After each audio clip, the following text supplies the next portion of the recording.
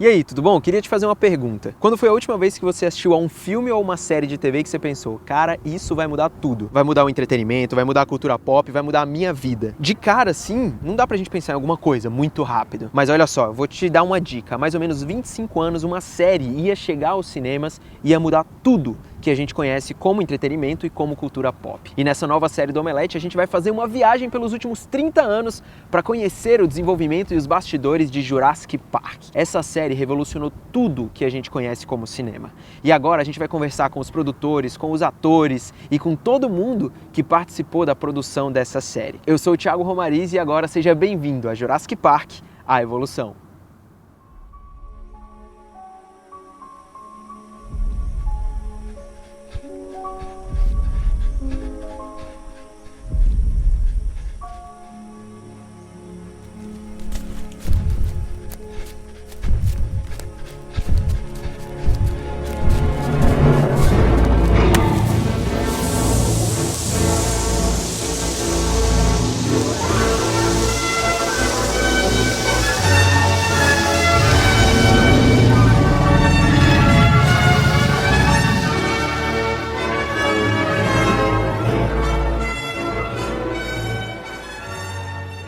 Seems like an incredible idea to think of living, breathing dinosaurs. It's the kind of idea that you think is going to be locked in the realms of science fiction forever. But about 12 years ago, I began to realize that it might indeed be possible to bring extinct animals back to life. I remember in the early 80s walking on the beach with Marvin Minsky, who was at the AI lab at MIT, and saying in this very tentative way, I'm thinking about doing a story about a genetically engineered dinosaur and waiting to see if he would make fun of me. And he said, oh, well, yeah, that could probably be done one day, which I found very encouraging. The first discovery was made in the spring of 1990. From a mine in South America came a piece of amber containing the fossilized remains of a prehistoric mosquito, one of many that had fed upon the blood of dinosaurs. From the DNA in that blood, science was able to recreate those giants, and for the first time, man and dinosaur shared the earth. It happened at a place called Jurassic Park. This summer, director Steven Spielberg will take you there. Cara, eu acho que o livro, ele, para ser esse ícone pop e cultural que ele foi, ele precisa do filme como uma expansão daquilo. Acho que ele é um bom livro, um bom tecno-thriller, como só o Crichton realmente sabia fazer, com uma base de ciência muito forte, então ele explica e mostra computador, e mostra telinha, e mostra...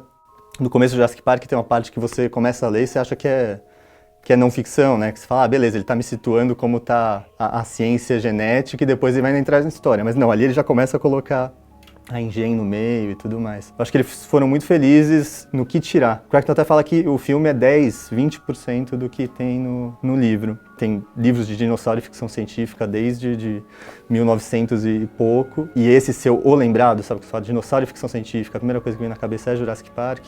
Acho que ele depende muito, ele é uma junção dos dois, das duas obras. I fell all over myself to make this movie in front of Michael. Doing everything but getting down on my knees and begging him, because I love the idea of, DNA and dinosaurs in many combinations.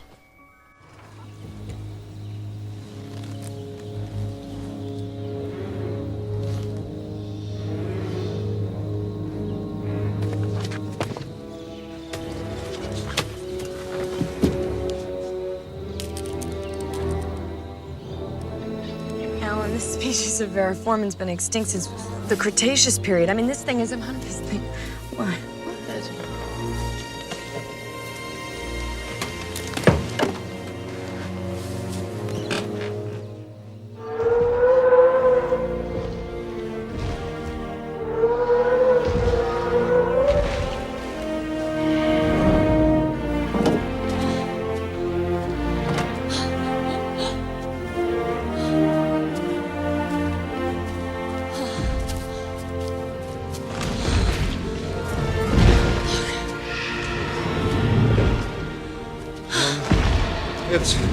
It's a dinosaur. You did it. You crazy son of a bitch, you did it. Read this terrible rule book on it. Cold-bloodedness, it doesn't apply. They're totally wrong. This is a warm-bodied creature. This thing doesn't live in a swamp. This thing's got, what, a 25, 27-foot neck? Brachiosaurus 30.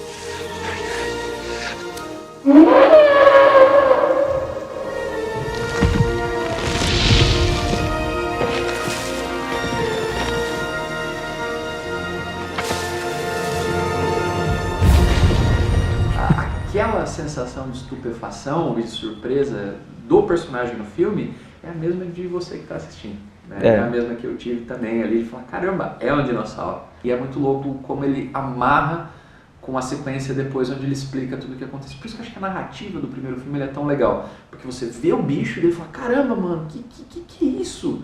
Né? E daí, como você fez? E ele fala, vou te explicar. 100 million years ago, there were mosquitoes, just like today. And just like today, they fed on the blood of animals, even dinosaurs.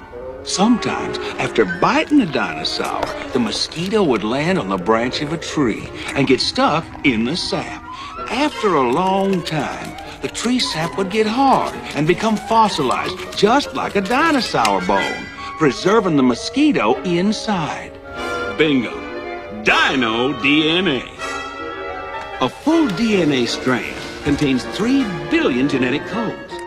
We use the complete DNA of a frog to fill in the holes and complete the code.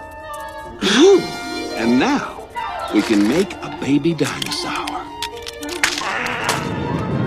As penas já eram conhecidas dos dinossauros há bastante tempo naquela época. Eu entendo também a dificuldade das reconstruções de dinossauros emplumados e coloridos, como isso traria complicações cinematográficas também. Tudo bem, né? Os dinossauros estavam perfeitos, nem todos os dinossauros ali poderiam ser emplumados na vida adulta, o T-Rex, por exemplo. Isso ainda é uma dúvida. Seguramente ele tinha penas, porque a história filogenética dele mostra que eles tinham penas. Além disso, existiam os comportamentos, né? Os comportamentos, o andar, os movimentos, as feições, simplesmente foram espetaculares. Now look at the half-moon-shaped bones on the wrist. It's no wonder these guys learn how to fly. Well, the first person we went to was Jack Horner, not just to achieve an authenticity, but we wanted a credible resource that could back up several theories that we were sort of expounding. And one was that dinosaurs eventually evolved into birds. And even the word raptor means bird of prey. And that's something that Jack Horner believes in and could defend if necessary. And Jack Horner became our credibility. Then we started working on maquettes, and we had done a little small 1/16 scale Tyrannosaurus Rex maquette. Then we did a 5th scale maquette that had all of the details on it, so Stephen could really see what it was going to be. And then we projected that up large.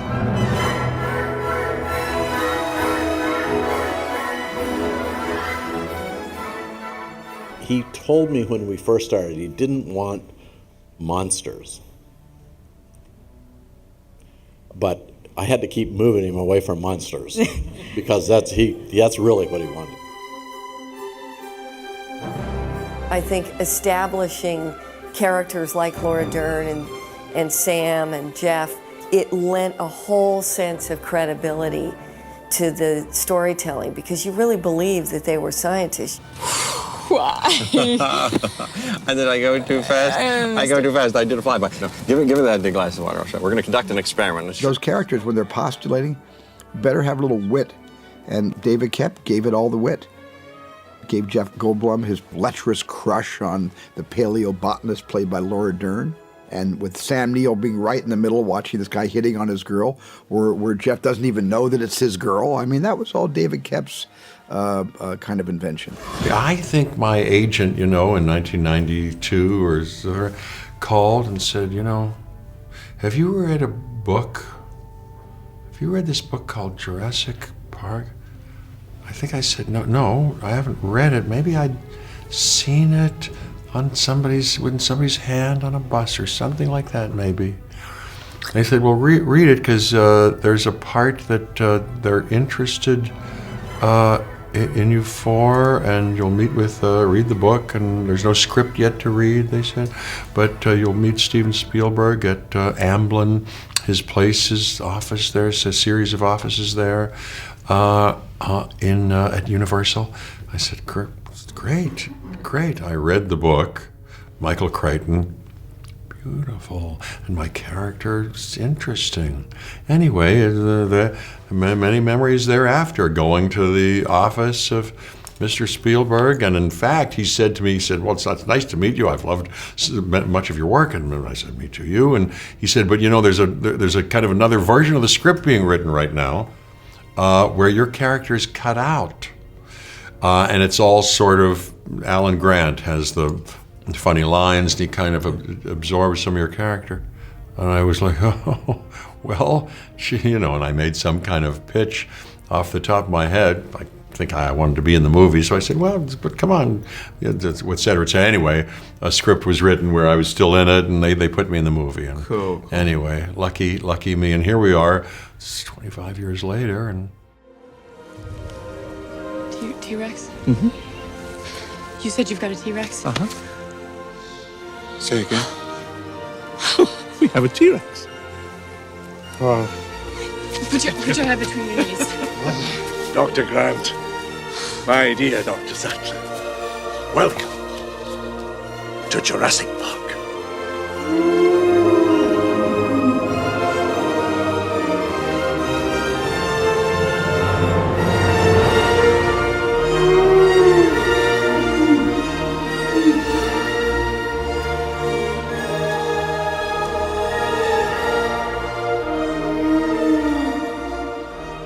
Com o sinal verde do projeto, o filme chegou aos cinemas e foi o sucesso que o estúdio esperava. E naquela época, a experiência das pessoas mudava de acordo com as telas onde elas assistiam ao filme. Diferente de hoje, não eram muitas opções que existiam. Você podia assistir ao filme numa fita VHS, na televisão de casa, tinha uma tela bem menor e também uma qualidade de imagem que não era tão boa quanto a gente tem hoje. Mas a melhor experiência mesmo era assistir ao filme nos cinemas. E olha, os cinemas do mundo inteiro ficaram lotados para assistir ao novo projeto do Steven Spielberg. E um deles, aqui em São Francisco, foi esse cinema aqui, o Kabuki, que teve filas enormes para assistir Jurassic Park.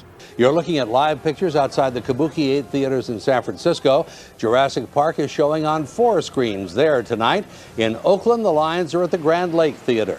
Many of the people getting into Jurassic Park were able to because they bought tickets in advance. Waiting in the line at the box office may not do you much good this weekend. Star Wars, E.T., Close Encounters, things like that. I consider this movie to be an event. And like any great event, people are camped out to be part of it. Some people now seeing the movie already have tickets to see it again. So when I get out of this one, I'm going to get in the line and just stay. Wait all night in line again? Yeah. In San Jose, they lined up at the Century 10 Theater to get their Jurassic Park fix. It's on 3 screens there. That's where Tony Russomanno is right now. Tony, the question everyone will be asking this coming week, have you seen it yet? Well, I haven't seen it yet, but you see that line?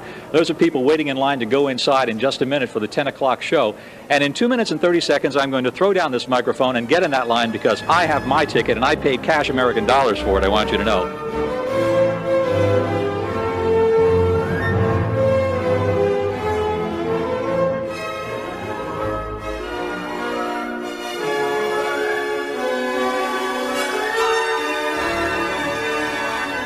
Welcome to the Empire in London's Leicester Square for the royal premiere of Steven Spielberg's 1993 blockbuster movie Jurassic Park.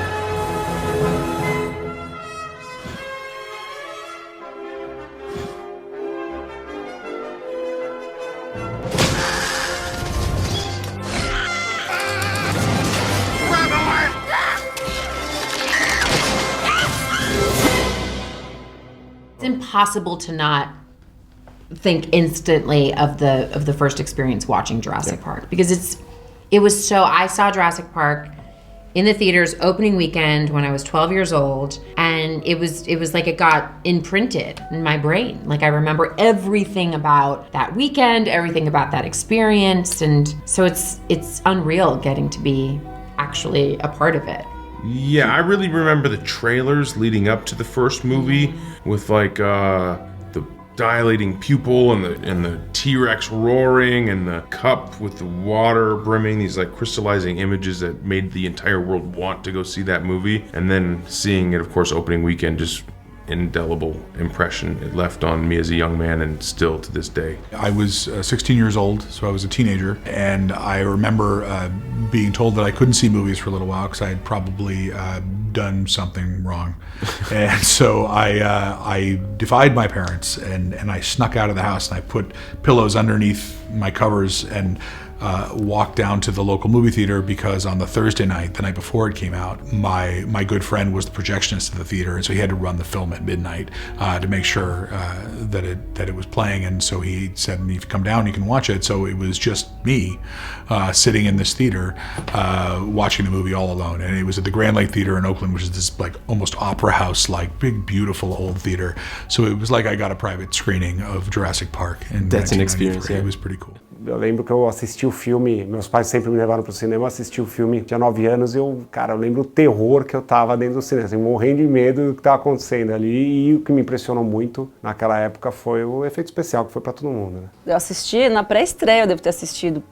Então, eu me lembro que quando foi o ano que eu entrei na MTV. Então isso foi uma coisa muito marcante para mim, porque foi quando eu comecei a fazer o que eu vim depois a fazer repetidamente por muitos anos na minha vida, que é reportagem de cinema, e reportagem que ia desde o filme brasileiro mais alternativo até o blockbuster mais fodão. E o Jurassic Park era isso, era o blockbuster daquele ano, que está da década, sei lá, enfim, era uma coisa que era um lançamento muito grande, com muita expectativa, com muita propaganda e muito fascinante por tudo que ele representa até hoje, né, nos cinemas. Como eu era uma criança fascinada por tudo de efeitos visuais, quando criancinha eu já sabia que eu queria trabalhar com 3D. Eu sabia que eu queria trabalhar com efeitos visuais, assim, eu tinha uma coisa minha, assim. Então, quando eu vi o Jurassic Park, nossa, eu falei, meu Deus, eu quero fazer isso. Foi o trigger que fez eu querer virar animador 3D, que eventualmente eu trabalhei como animador 3D. Uhum. Foi por causa do Toy Story, mas o Jurassic Park já tinha despertado isso em mim. Eu experimentei o filme como uma criança. Até então, eu estava acostumado a ir ver um filme e aquilo ficar na minha memória, e é isso, né? Não tinha essa coisa de ver um filme várias vezes. Tanto que eu lembro quando, coisa de meses depois, voltou a estar em cartaz lá no cinema em Sorocaba, e meu pai falou, você quer ver de novo? Eu falei, quero. E eu lembro de eu pensando assim, puta, mas por que eu vou ver um filme de novo? Eu já vi esse filme, não sei se vale a pena eu ver o filme. E eu fui ver e foi incrível, foi mais legal ainda que da primeira vez. Come on. Come on, little one.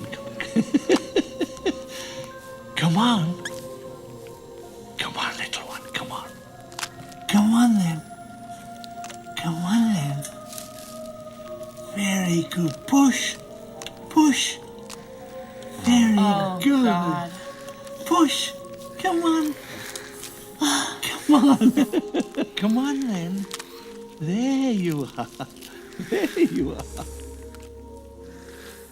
Jurassic Park wasn't a monster movie. It was a movie about animals long ago gone extinct that through the miracle of science and technology are brought into the 20th century. And that's what Michael Crichton had conceived in this amazing book he wrote. And all of a sudden, the second I read his book, I realized that we weren't dealing with monsters, and this was not going to be a genre of horror, science fiction, fantasy, or back to the famous Monsters of Filmland magazine culture.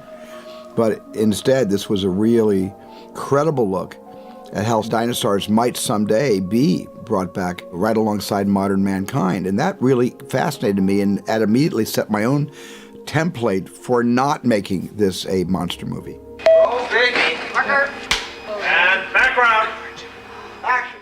Well, I think Jurassic was the big thing that really changed Hollywood in far more than special effects, because so many of the films now have got like the digital backlots. You know, you can shoot a movie in downtown New York City and make it look like it was in the 20s. And you could never do that before. And you can do all that work pretty much in your home or in your garage, you know. And you could never have done that before. You could never have made a movie look that good. And it's actually sort of affordable to do it. Then if you get into the fantasy realm with creatures or superheroes or space stuff or whatever, then it's unlimited it's only limited by your imagination and your skill set to do it. So I think it just completely changed films. It was, we kind of did that a little bit with motion control on the Star Wars films. Movies did change, but not nearly as big as this, which has gone into sort of every level of effects, or of filmmaking, even to the fact that the movies in the theaters are projected digitally. A cultura dos dinossauros, ela meio que deu uma levantada, né, por causa do Jurassic Park. Então, eu acabei vendo pela televisão mesmo e fiquei apaixonado, assim. Eu não na época, qualquer criança, né, que começa a ver um filme de dinossauros, nunca havia sido feito nada parecido. A galera ia pro cinema e via aqueles dinossauros e falava, meu, como eles fizeram isso? Isso é robô, não é robô?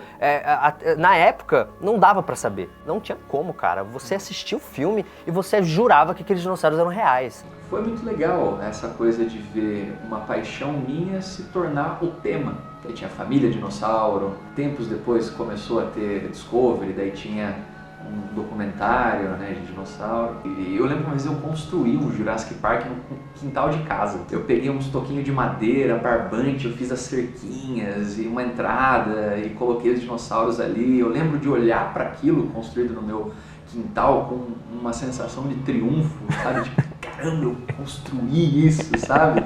É uma coisa muito legal. Foi uma coisa que me ocupou a cabeça por muito tempo. E que eu sinto que esse carinho que eu tinha por essa época da minha vida e por essas coisas que eu vivi, eu consigo carregar até hoje com o mesmo gosto que eu tinha naquela época.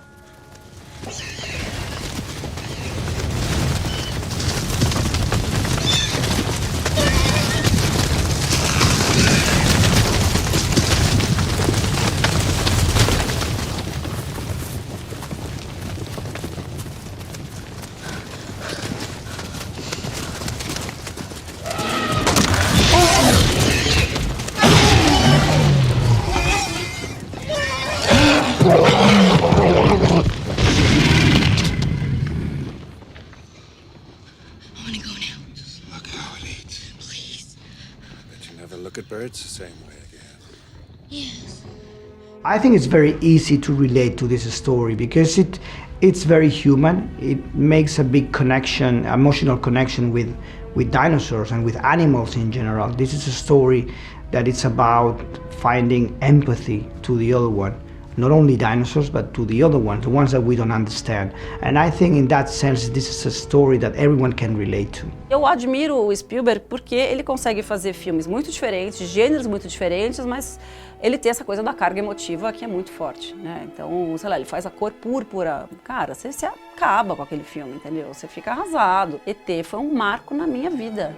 ET foi o filme que eu fui assistir 8 vezes no cinema, eu e minha irmã. É um negócio assim, tudo bem, você pode falar um monte de coisa, uma máquina de manipulação, de sentimentos humanos, foda-se, eu amo o filme e eu acho assim, incrível o que ele faz, com aquele serzinho que é todo feio, né, que é todo... Mas assim, tem coisa mais carismática que o ET, aquele olhão, gente, aquela mãozinha, aquela relação que ele tem com o Elliot. Eu amo esse filme. Mas, enfim, ele tem uma marca que é isso, assim, é de uma excelência de storytelling, de direção de ator, de manipulação que seja emocional das pessoas, assim, ele tem um domínio de como fazer você sentir o que ele está querendo que você sinta, que é impressionante, assim. Alan? Yeah? What if the dinosaurs come back while we're all asleep? Well, I'll stay awake. All night? All night.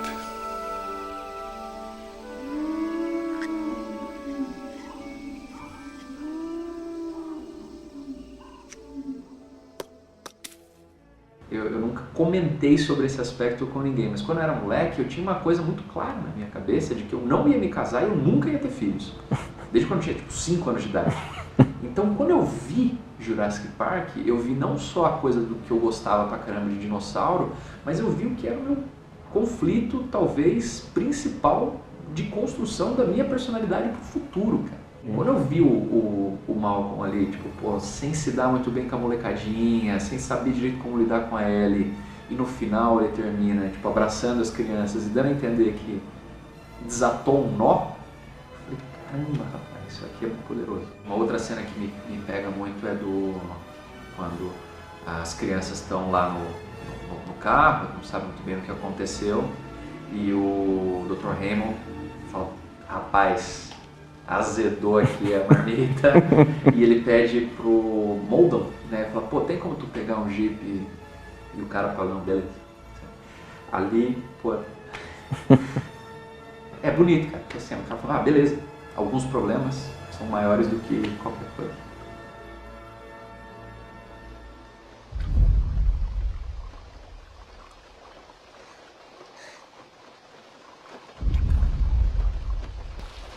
What is that?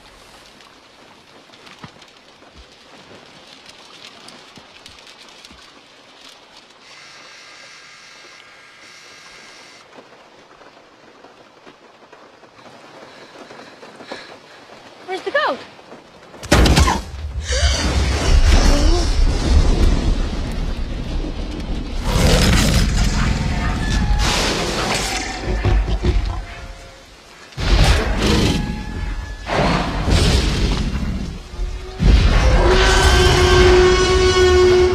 Ninguém tem dúvida que os dinossauros foram o grande ponto de revolução ali em Jurassic Park. E é exatamente por isso que a gente separou um episódio especial só para falar da criação deles. E é por isso também que a gente está aqui em São Francisco, onde é a sede da ILM, a Industrial Light and Magic, uma empresa de efeitos especiais criada pelo George Lucas, o cara que criou também Star Wars. No próximo episódio de Jurassic Park, a Evolução, a gente vai visitar a ILM e conversar com os caras por trás da criação dos dinossauros de Jurassic Park.